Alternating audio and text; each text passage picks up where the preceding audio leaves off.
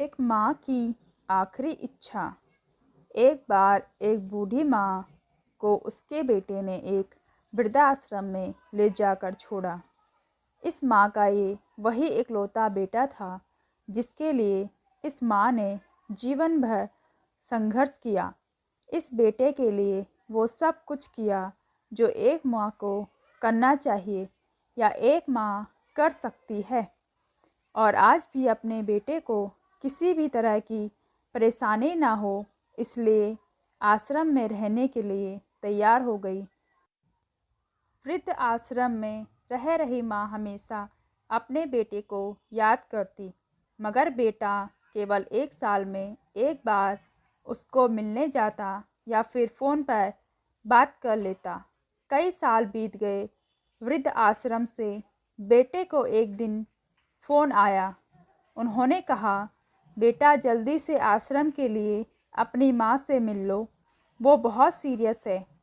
बेटा जब अपनी बीमार माँ के पास पहुँचा तब वह अपनी आखिरी सांसें गिन रही थी।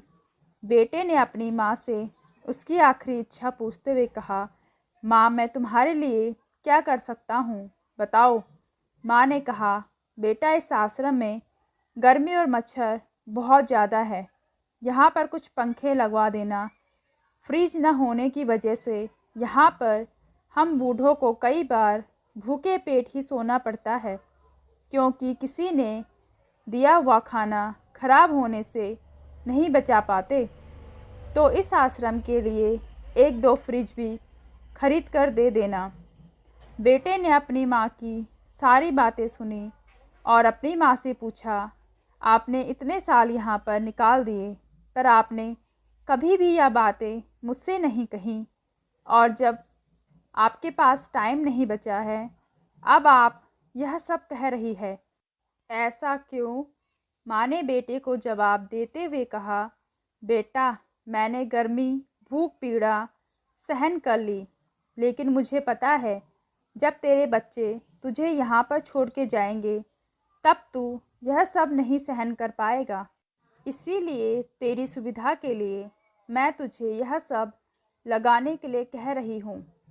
माँ के ये आखिरी लाइनें किसी भी बेटा या बेटी की आंखें खोलने के लिए सक्षम है।